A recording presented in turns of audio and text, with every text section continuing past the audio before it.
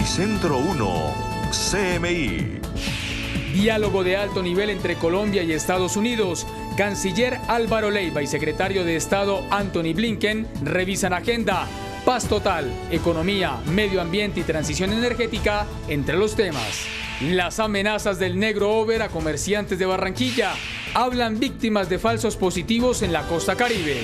Falso duque español roba 1.500 millones a 18 paisas. 5 capturados por extorsión en Bogotá. Se hacían pasar por el Tren de Aragua. En Cali, comunidad marcha contra feminicidio de joven de 18 años. 19 concejales de Cartagena investigados por elección de Contralor. Con Bianca Gambino. Buenas tardes, bienvenidos a Noticentro 1 CMI. Comenzamos con la información sobre el 10º diálogo de alto nivel entre los gobiernos de Colombia y Estados Unidos, que desde esta mañana y durante 2 días analiza en Washington los temas más importantes de la agenda bilateral. Gerardo Aristizábal, buenas tardes. ¿Quiénes participan en este diálogo de alto nivel?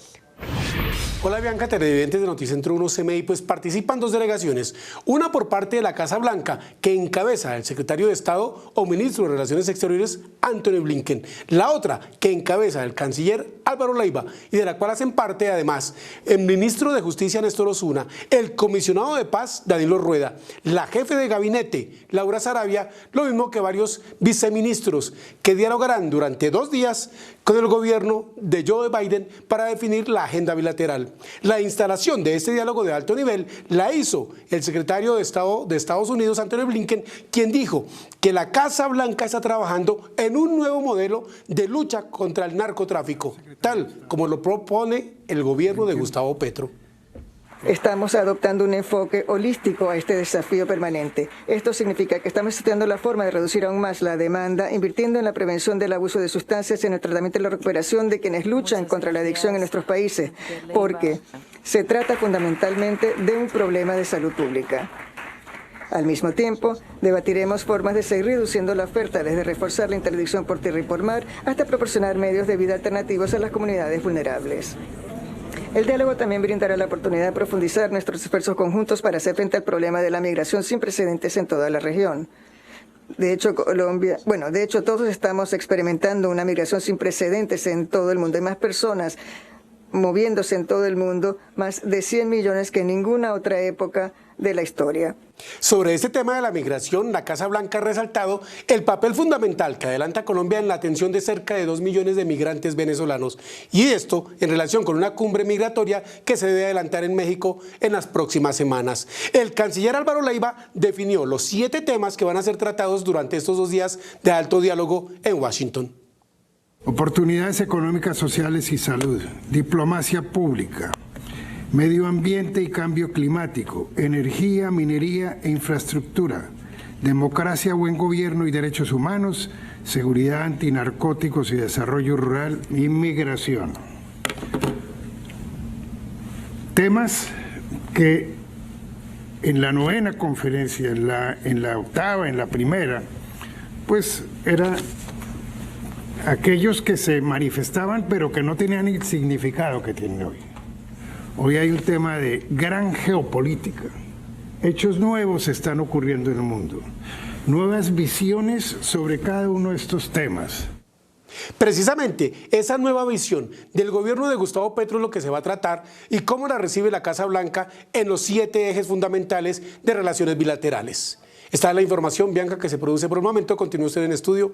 Buenas tardes. Gracias, Gerardo. Buenas tardes. Aumenta la zozobra en el gremio de comerciantes en Barranquilla y el Atlántico por las nuevas amenazas proferidas desde la cárcel por Over Ricardo Martínez Gutiérrez, alias El Negro Over. IMPEC anuncia su traslado. Jorge Castro con la información. Buenas tardes.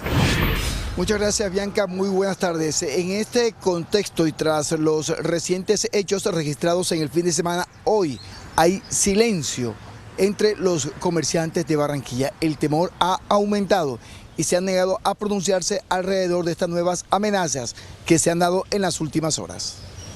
Allá el Negro Over Desde la cárcel de Girón Santander, el negro Over hizo públicas las nuevas amenazas dirigidas en Barranquilla a comerciantes, policías y fiscales de esta capital. Reconoce que serán víctimas inocentes, pero sostiene que son acciones que tomaría por la captura la semana anterior de Juliet Martínez Cantillo, su esposa, a quien la policía señala como jefe de finanzas de la banda criminal Rastrojos Costeños. Si a ustedes no les importa coger a gente inocente mía, como mi esposa, a mí tampoco. Yo sé que a ustedes les va a importar un culo que les maten a un policía. Les voy a matar a comerciante por comerciante. Bogotá, San Martín, Villavicencio, hueputa, San Andrés de Guaroma, hueputa, lo que ustedes quieran, Soledad, Barranquilla. Papá, lo que están quietos se deja quieto. Por estos hechos, nuevamente, el alcalde de Barranquilla, Jaime Pumarejo, reclamó acciones más fuertes. No importa cuántas veces los transfieran de cárcel. Necesitamos que esto pare, que aquellos que le entregan un celular a estos delincuentes sean tratados como cómplices, que sean investigados y puestos tras las rejas, porque le están entregando un arma a un delincuente para atentar contra nosotros. Así que desde hoy les pedimos, basta ya.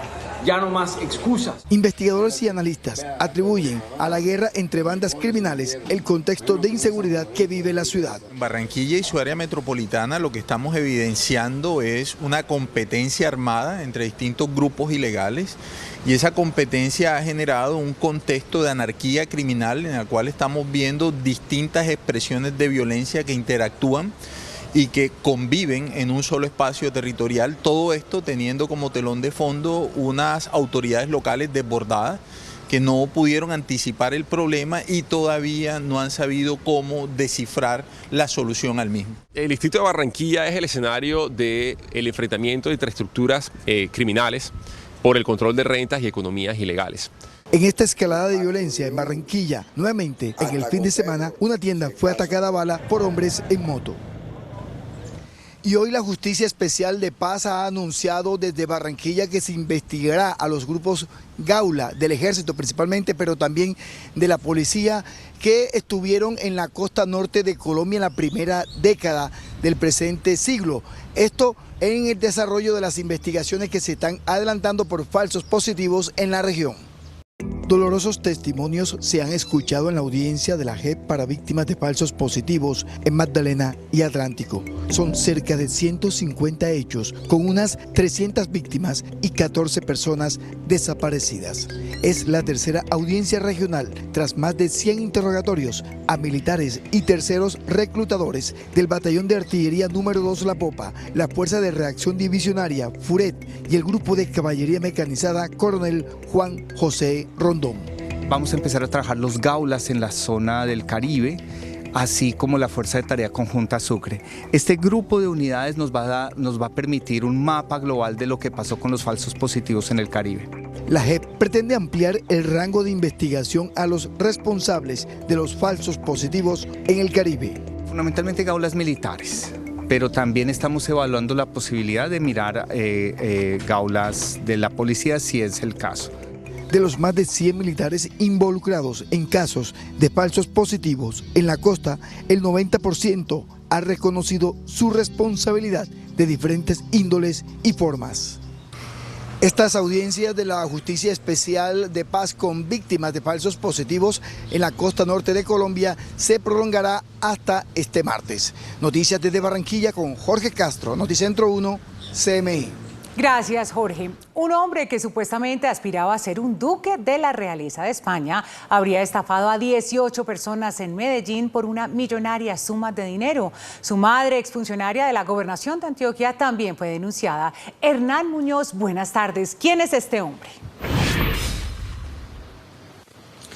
Bianca, ¿qué tal? Buenas tardes. Se trata de un estudiante de la Universidad de Medellín que planeó una historia que para la ciudad es increíble y tiene que ver con su falsa postulación a convertirse en duque de la realeza. Así logró estafar a por lo menos 18 personas. Según los denunciantes, Manuel Estrada, estudiante de Derecho de la Universidad de Medellín, se acercó a su profesora de pregrado, le solicitó asesoría jurídica, se ganó su confianza durante un año y después le pidió dinero para cumplir con los supuestos requisitos de un legado que le dejó su abuelo, versión que fue sustentada por su madre, Olga Cardona, exfuncionaria de la Gobernación de Antioquia y quien, según el testimonio, habría estafado a varios compañeros de trabajo entre 2019 y 2020. Ya les habíamos prestado plata y empezó entonces a decir que como el trámite era en España, entonces lo que hicieron fue falsificar documentos de un tribunal económico administrativo, un documento con membrete, con firmas, con demás. Luego de haber accedido a varios préstamos, este hombre aseguró que tenía la posibilidad de obtener el título de nobleza del Ducado de Cardona e incluso para ganar confianza llevó a sus víctimas a costo económico de ellas a España. Todo lo logró al infundir miedo en este grupo que pensó todo el tiempo que eran vigilados por la Fiscalía. Fue un valor de 150 millones de pesos, teniendo en cuenta que algunas personas prestaron el dinero, digamos que fundamentando la confianza en mi familia. Nosotros entramos a pagar ese dinero. Entonces, para mí la afectación es aproximadamente de 285 millones de pesos. Inicialmente se estima que la estafa en general fue por más de 1.500 millones de pesos, pero podría ser mayor. Primero que todo, que se haga justicia, que la Fiscalía no ignore más el caso, que se genere una cooperación con las autoridades internacionales, porque es muy probable que Alejandro y su mamá en este momento no estén en el país. No queremos que nadie más viva que lo que nosotros vivimos, el terror y el traumatismo al que nos sometieron estas dos personas, no tienen por qué vivirlo nadie más. Y le pidieron a la Fiscalía que ponga sus ojos en este caso que se encuentra archivado. Cambiamos de tema porque la alcaldía de Medellín reveló que se deben hacer más de 400 mejoras en instituciones educativas. 4 colegios deben ser demolidos.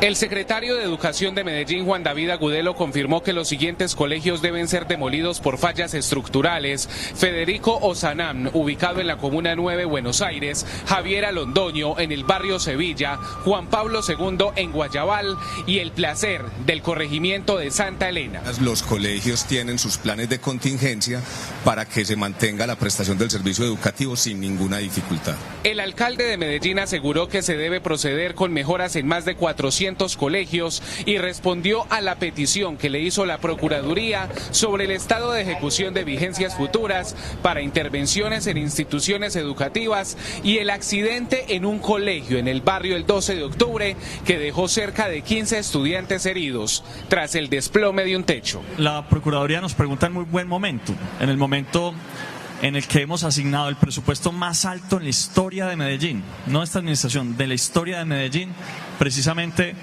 en reparar, en mantener, incluso en algunos casos en tumbar y volver a construir colegios a los que no se les hacía nada hace 50 años. Estamos hablando de cerca de más de 440 colegios. Y concluyó afirmando que continúa en monitoreo las instituciones que reportan fallas. Y en Caucasia, Antioquia, el Cuerpo Oficial de Bomberos continúa la búsqueda por toda la ribera de un niño de 12 años que cayó al extenso afluente.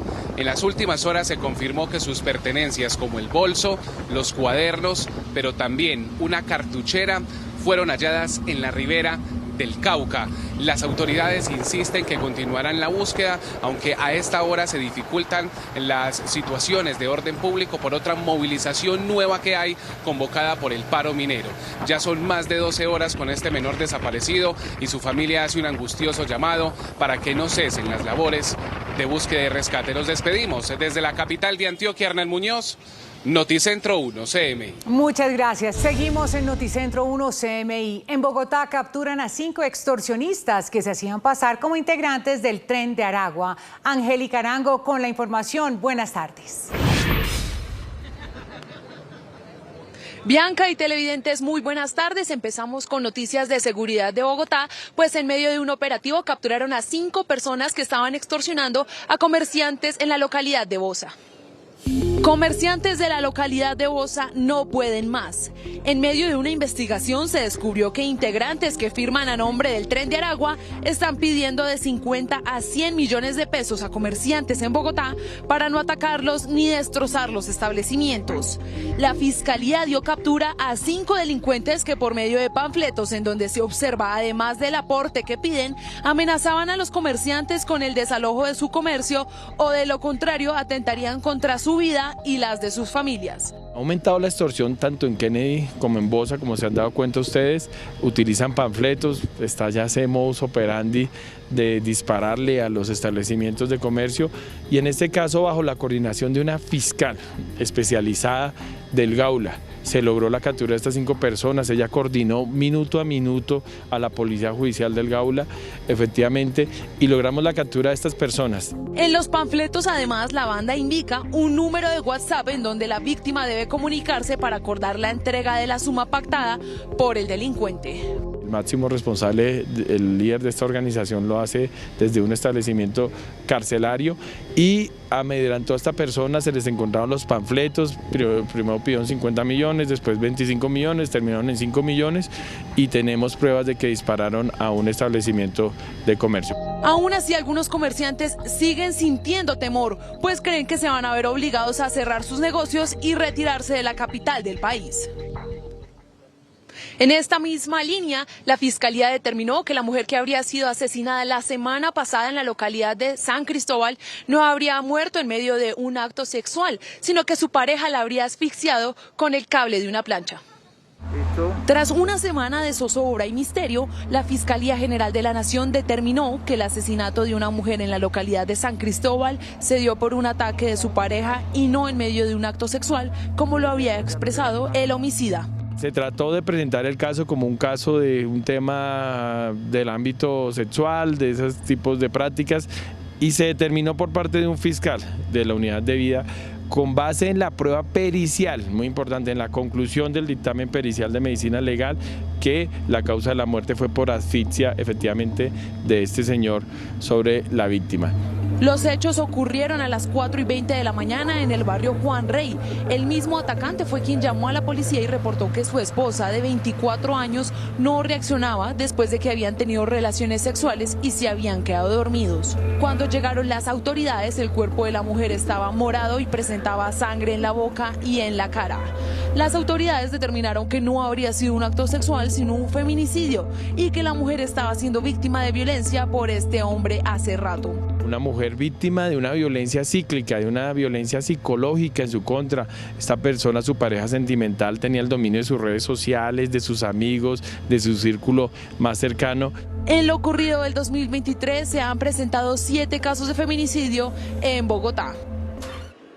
Cambiamos de tema porque Bogotá recibió el piloto del primer bus que trabaja con hidrógeno en la capital del país. La inversión fue de 22.000 millones de pesos. En medio de los proyectos ambientales que acompañan la alcaldía de Bogotá, se presentó el piloto del primer bus de transporte masivo público, impulsado con hidrógeno verde de bajas emisiones, que rodará en la capital del país. Tiene una autonomía de unos 450 kilómetros diarios.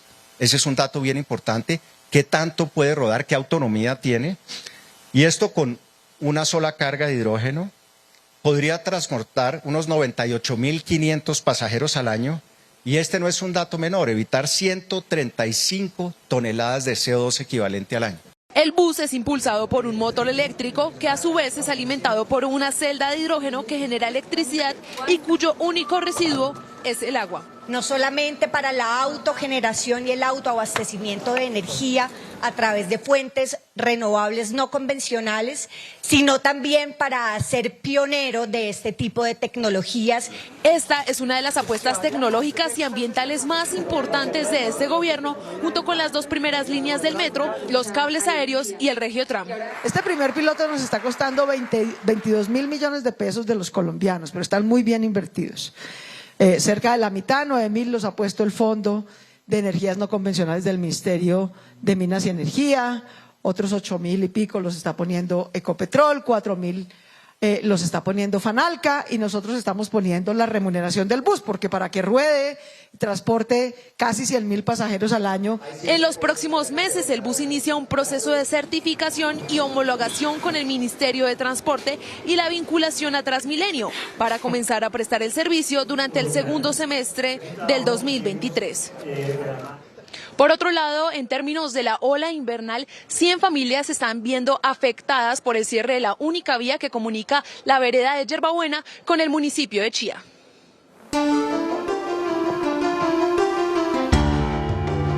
En medio de los crecientes problemas que se han presentado en Cundinamarca por la temporada de lluvias, cerca de 100 familias se han visto afectadas por la ola invernal, que ha deteriorado los corredores viales. A esta problemática se suma el incumplimiento que, según la comunidad, se ha presentado para la elaboración de una placa huella en la única vía que los comunica con Chía. No hay paso, entonces pues las familias no pueden pasar a abastecerse pues, de cosas básicas como los víveres, mercado, no pueden vender la leche. La comunidad está pasando por momentos difíciles. Debido a que se han incrementado los costos en cuanto a económicos, gasolina, transportes. Mucha gente pues ha tenido dificultades para llegar a sus trabajos. No hay paso y no lo dejan a uno, casi ni a pie lo dejan cruzar. Y ahora pusieron ahí, y ahí no cabe una moto. En motos pequeñas cabe, pero motos grandes no.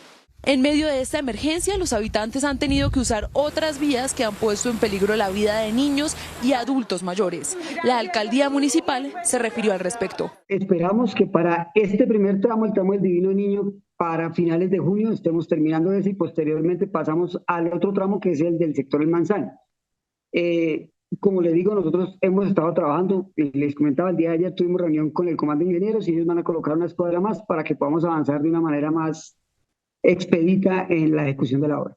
Las autoridades piden paciencia a la comunidad. Sin embargo, los múltiples problemas que se han presentado en esta vía de la vereda de Yerbabuena no dan espera. Estoy concentrada en poder atender esas necesidades. Vamos a trabajar el fin de semana con la recuperación de la vía Los Manzanos para mejorar pues el tránsito y la movilidad por este sector. Que tengan mejores condiciones para poderse movilizar. En este punto, la comunidad, que ha intentado comunicarse en múltiples oportunidades con la gobernación para llegar a una conciliación, pide que con urgencia se ponga lupa en el asunto. Bianca y televidentes, terminamos con esta importante información, pues en Semana Santa se presentará la suspensión de agua en 7 localidades de Bogotá y en 3 municipios de Cundinamarca, entre ellos Funza, Madrid y Mosquera. El martes y el Jueves Santo no tendrán servicio de agua las localidades de Kennedy, Fontibón y un sector de Engativá y los municipios de Funza, Madrid y Mosquera. El miércoles y Viernes Santo el servicio será suspendido en las localidades de Bosa y en algunos sectores de Ciudad Bolívar, Puente Aranda, Tunjuelito, Kennedy y Engativá. Con esta información me despido. Angélica María Arango, Noticentro 1. CMI. Muchas gracias, Angélica. En Cali, la comunidad sigue consternada con el asesinato de una joven de 18 años. Según su familia, su expareja sentimental sería el responsable de su muerte. Lina Arias con los detalles. Buenas tardes. Buenas tardes, Bianca y televidentes. Así es, esta mañana la comunidad salió a marchar en rechazo al asesinato de Valeria Osorio, una joven estudiante de 18 años, quien fue agredida a las afueras de un centro comercial aquí en la capital del Valle. Según la información preliminar, el pasado 23 de marzo, Valeria Osorio, una joven de 18 años, salió de su casa para encontrarse con una amiga en la avenida Ciudad de Cali. Sin embargo, no regresó, ya que en esa cita le arrebataron la vida con arma cortopunzante, dejando su cuerpo a las afueras de un reconocido centro comercial del oriente de la ciudad. Situación en la que al parecer estaría involucrada su expareja sentimental y otras 2 personas más. De acuerdo a las entrevistas y un testigo presencial nos indica que quien realizó esta acción contra esta persona fue su expareja, una persona de nacionalidad extranjera, de los cuales ya tiene su plena identidad y estamos en el proceso de solicitar la orden de captura. Hoy la comunidad del colegio Humberto Jordán Masuera, donde estudiaba la joven, alzó su voz y rechazó esta violenta muerte y exigen a las autoridades que se dé pronta captura de los responsables. Valeria era una estudiante de esta institución desde primaria, toda la vida estudió aquí. una niña alegre, con buen desempeño académico y muy querida por toda la comunidad educativa. ¿Qué estamos pidiendo? Estamos pidiendo justicia. Allegados de la joven señalan que en los últimos días Valeria había sufrido de acoso e intimidaciones por haber terminado la relación con el presunto agresor. En este momento ya se están ofreciendo 50 millones de pesos de recompensa a quien brinda información que permita dar con la captura de los responsables de este lamentable hecho. Cambiando un poco de información, una denuncia realizada en los últimos días por un vecino en el oriente de la ciudad, donde presuntamente unos niños estaban siendo maltratados física y verbalmente, encendió las alarmas de las autoridades, por lo que realizaron un operativo en el que verificaron el estado de los menores.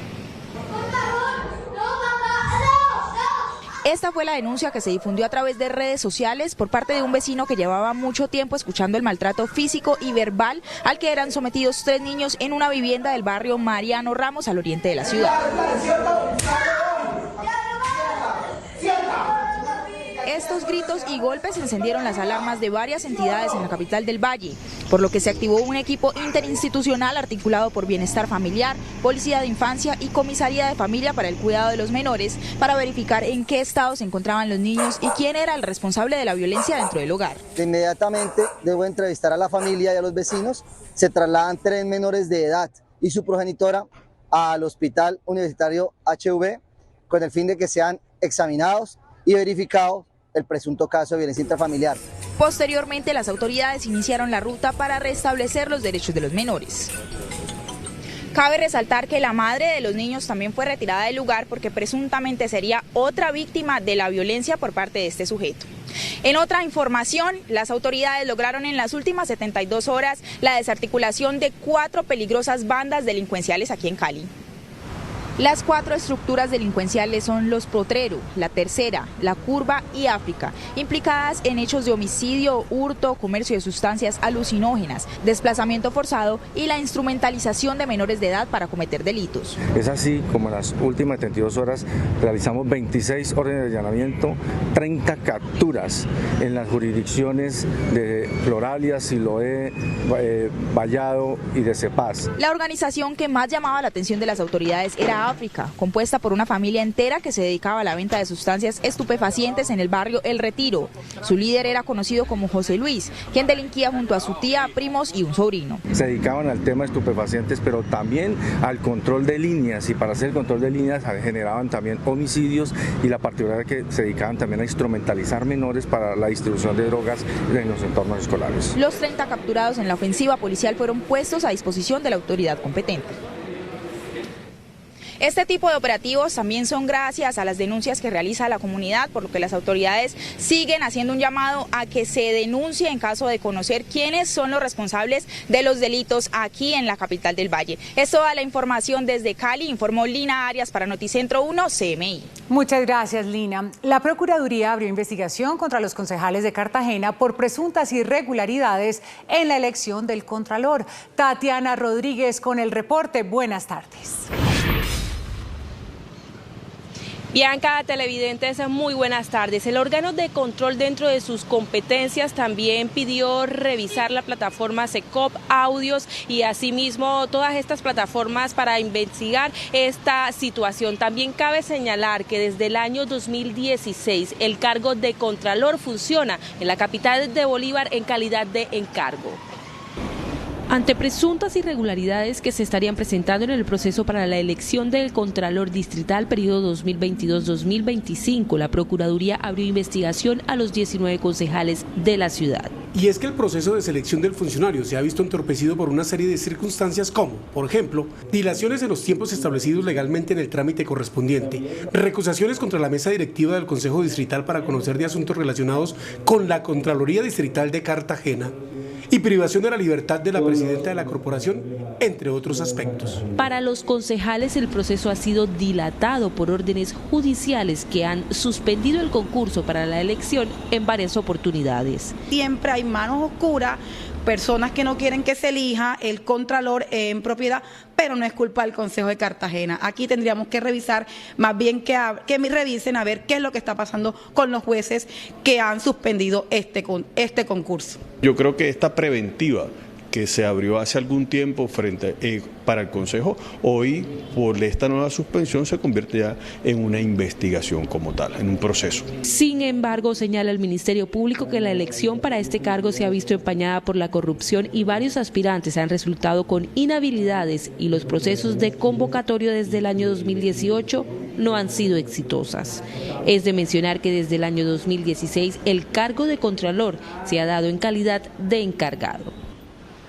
Y en otras noticias se presentó un ataque a la misión médica de la clínica Madre Bernarda. Según contaron las autoridades, un joven que llegó herido al ser requerido su documento de identidad se puso violento y partió los vidrios de la parte de admisión de esta clínica. La persona que estaba atendiendo en el lugar resultó herida. Entre tanto, la Policía Metropolitana de Cartagena detuvo a este joven y lo condujo hacia la Fiscalía General de la Nación. El Centro Regulador de Urgencias pidió a las personas respetar la misión médica, teniendo en cuenta que no es la primera vez que este tipo de situaciones se registran en la capital de Bolívar. Por ahora es todo desde Cartagena. Tatiana Rodríguez.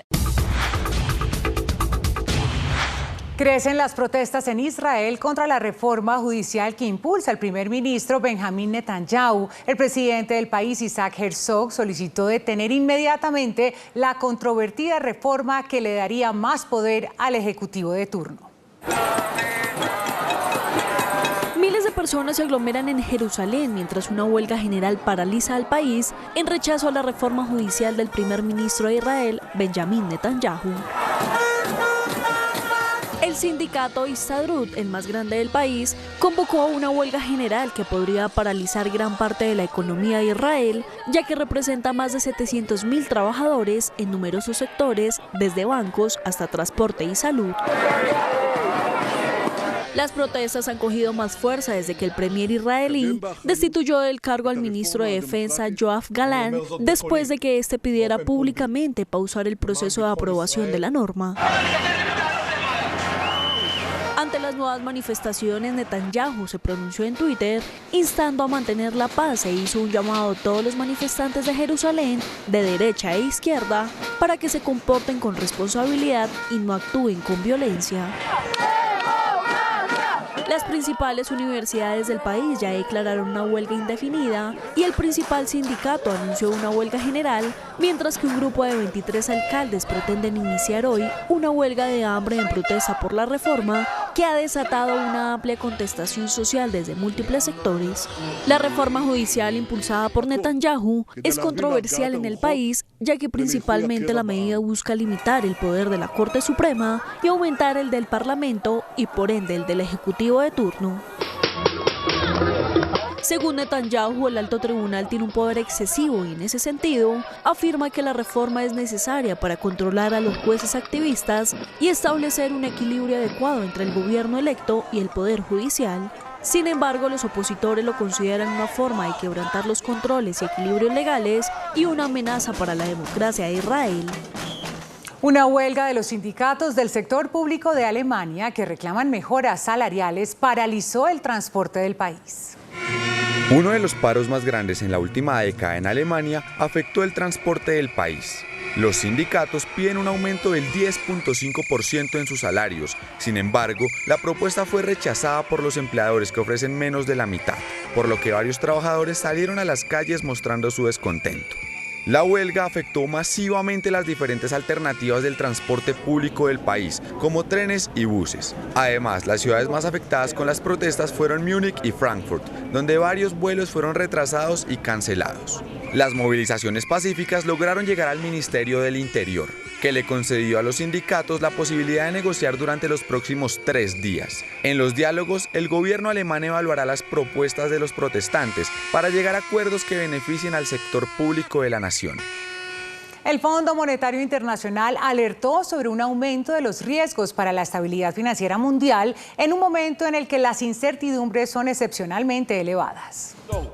Los riesgos de que la economía mundial se vuelva a descarrilar están aumentando, así lo advirtió la directora del FMI, Kristalina Georgieva, quien hizo un llamado a permanecer atentos ante las implicaciones potenciales de la crisis bancaria para la economía en un contexto de crecientes riesgos para la estabilidad financiera.